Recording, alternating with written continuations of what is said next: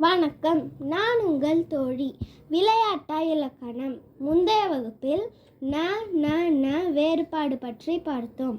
இப்போது ல ல ழ வேறுபாடு பற்றி பார்ப்போமா? நாம் சின்ன ல பெரிய ழ பழத்திற்கு வரும் ழ என்று கூறுவோம். ஆனால் அது தவறு. இதனை தனிலகரம், பொதுலகரம், சிறப்பு லகரம் என்று கூற வேண்டும். தனிலகரம் நாக்கு மேல் அன்னத்தின் முன்புறம் தொடும். பொதுலகரம் நாக்கு மேல் அன்னத்தின் நடுவின் தொடும். சிறப்பு லகரம் நாக்கு மேல் அன்னத்தின் பின்புறம் மடக்கி உச்சரிக்கப்படும்.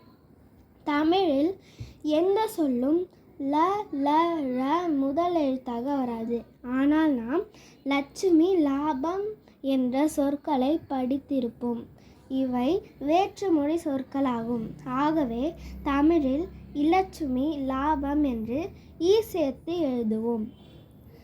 சொற்களில் கடைசி எழுத்தாக ல ல ழ வரும். எடுத்துக்காட்டு வாள், வாள், வாழ். மெய்யெழுத்தாகவோ உயிர்மெய் எழுத்தாகவோ வரும். ல ல வரும் இடத்தில் 2 மெய் எழுத்துகள் சேர்ந்து வராது. எடுத்துக்காட்டு வாழ்த்து, வாழ்க்கை. ரகரம் வரும் இடத்தில் மட்டும்தான் 2 மெய்கள் சேர்ந்து வரும். எடுத்துக்காட்டு வாழ்த்து, வாழ்க்கை.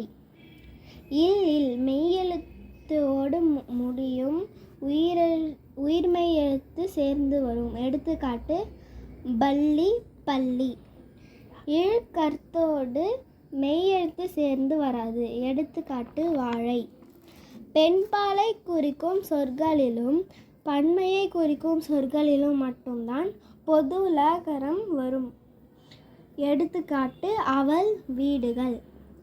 அல், இல், அல் என்று கடைசி எழுத்து வரும்போது தனிலகரம் வரும். எடுத்துக்காட்டு படித்தால், கோவில், ஆடுதல்.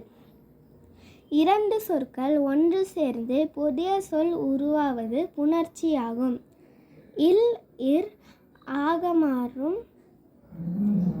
கல் கூட்டல் சிலை, கற்சிலை. இல் இட்டாக மாறும்.